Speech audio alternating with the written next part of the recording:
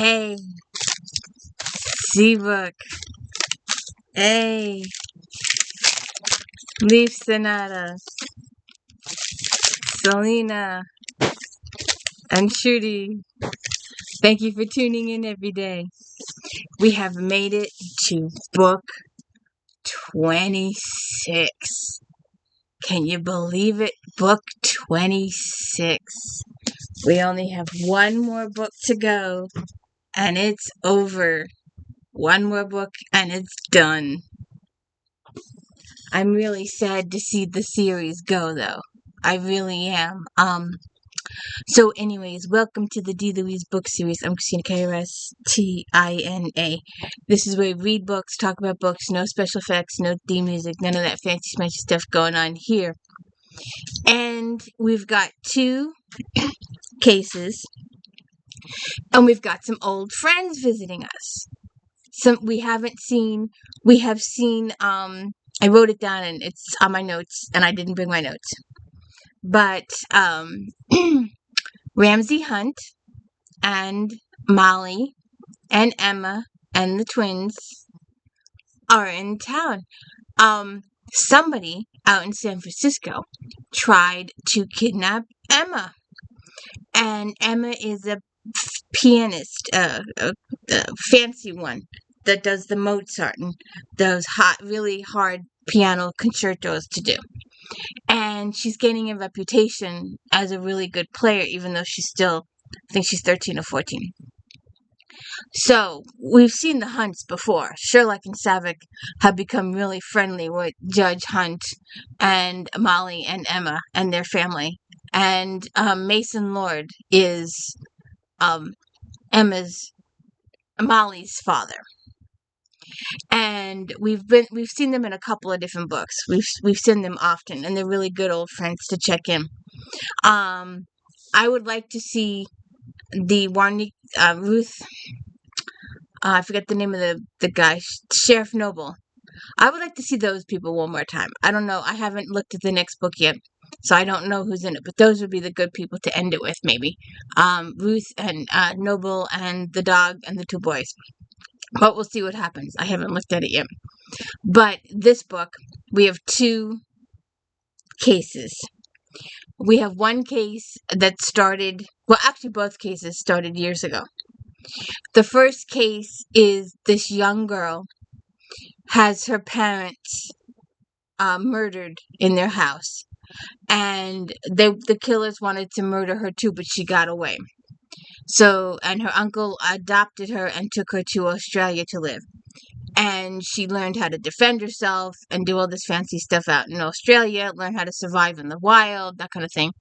But then she also went on to be a lawyer, a top-notch lawyer. And she goes back to Virginia because she's determined to find out who killed her folks. It was unsolved. And there was also a couple other local murders that were also unsolved. So she wants to do that. And she plays vigilante, and she signs all her stuff as Elliot Ness. And everybody in creation knows she's Elliot Ness, but no one tells her. Her, 5 or 6 people that are surrounding her in law enforcement know. And especially after one major mishap in the book, they're all like, you got to protect her now. You got to protect her up front. No more surveillance in the background. You got to be up front. She's almost been killed a couple times. So, we've got this case that she's trying to solve in her past. But she's also got a current criminal that she's working on who is a money launderer. He murders people. He's got a whole bunch of stuff going on. And she gathers a whole bunch of evidence, video surveillance, audio surveillance, the whole 9 yards, and hands him over to the police with all the evidence, and just happens to be at the police station when he is delivered and make sure the chain of evidence is followed and all these procedures are followed and stuff like that. And that's one of the biggest hints that everybody decides that she's it.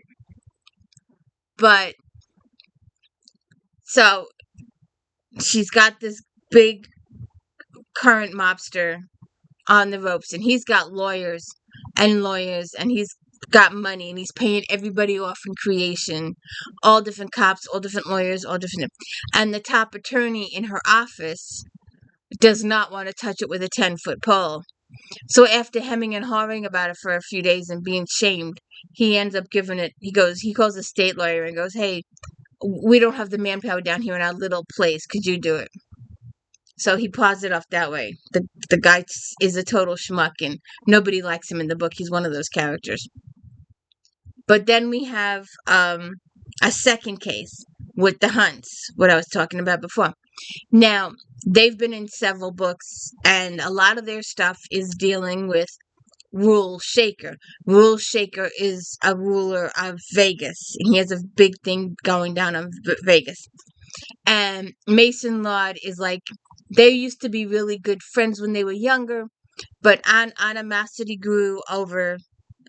Mason married Rule's potential wife. Rule was in love with this girl, and Mason married her instead. So there's kind of animosity going there, and there's some other stuff going there. So 6 or 7 years ago, Rule decided to get revenge on Mason and kidnap his daughter and set this plot in motion because Mason's son-in-law was heavily in debt to him and owed him all this kind of money, and there was a long story there. And so that was mostly solved, and Mason was holding the evidence. He had gathered evidence, or actually Molly had gathered evidence against Rule Shaker, and they said, "Look, you leave me alone, I will leave you alone, and I will hold on to this evidence, and I will not reveal it to the cops as long as there is a truce." Now, the truce stays, but in this book, someone is going after Emma. Someone has tried to attack her twice, and when they're in Washington, D.C., at the Kennedy Center, someone tries to get her again, and the first time they get Sherlock with a tranquilizer dart, and the second time they get another officer, Officer Joy Trader. They get her in the neck. So things are escalating, and they're really trying to go after Emma. And things escalate even further when they decide to go after Sherlock and Molly. They go over to a 7-Eleven store to get a few items for the kids, and the guy takes them from there, and they end up kidnapped for the latter half of the book. And then in the latter half of the book, other things are revealed because they confront Rule Shaker and his daughter Eve. And, what's going on here? I thought we had this truce going on. They said, "Are you responsible for this? Where is Sherlock? Where is blah, blah, blah, blah?" And Rule's like, Huh? I know nothing. I really, honest, know nothing. So there's more investigations going on there. And it's discovered that Eve, Rule Shaker's daughter, married this very wealthy guy. But it turns out this wealthy guy likes to earn his money by not doing anything. And he's listed as, I think it said, an advisor for his mom's company, but he doesn't actually do anything. She just has him on the payroll. So he has ambitions of taking over Rule Shaker's Vegas territory. And he thought he could do that by marrying Evie. But Evie was like, doesn't tell her father she's married.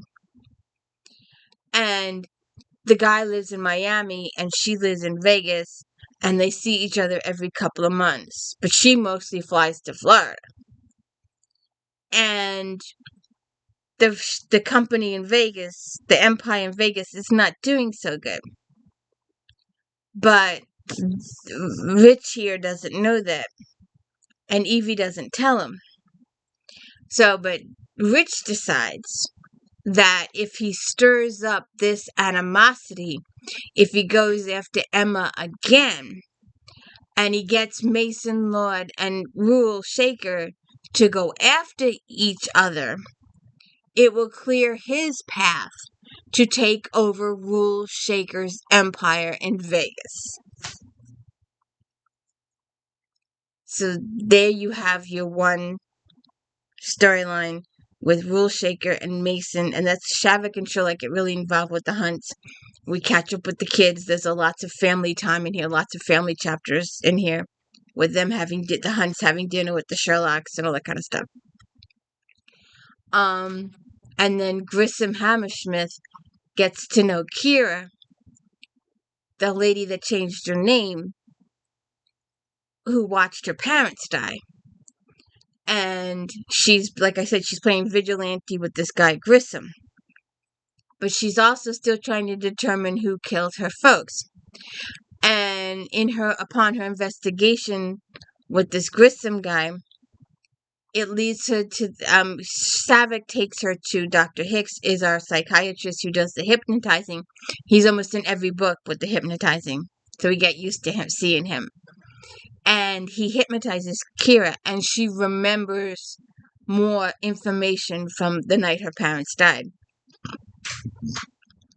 And during the investigation, she accidentally runs into somebody who's part of the investigation, is one of the bad guys, and hears their voice and determines that that was the person that shot her all those years ago.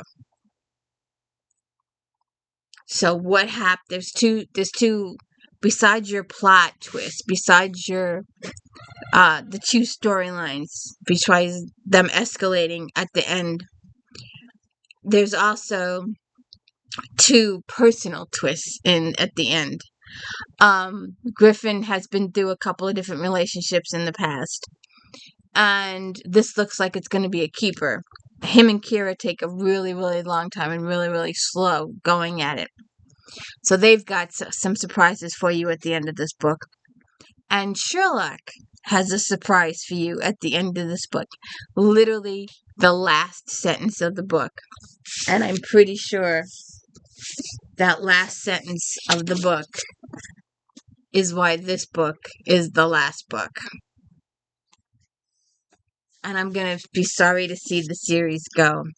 I did an If Then is coming up, and I listed my authors who I buy without. I don't care what it's about. If she writes a book, if that one writes a book, I buy it the day it comes out. If Janet writes a book, it comes out. And Catherine was one of those people. I buy the book the day it comes out. It's one of those books. But now that she's going back to her Regency, it'll come by the shop one day. I'll get it in a couple years. Unless she does another FBI series. She quit the FBI British series. She stopped that over 6 years ago. There's only 6 books in it. And she made the announcement earlier, last year when this book came out, that she was not going to continue. This was the last book. So, no more FBI books for me. And we're getting down to the last Alex Cross, although the way he writes those, there'll be another one soon. But anyways, so here we have Reckoning. Book 26 of the FBI series. We're going to move on to book 27. Griffin gets some happy news. The Mason Lord Rule Shaker thing is discussed. Griffin gets some news. Savick gets some news. You know, your two plot twists are so layered, but they're there.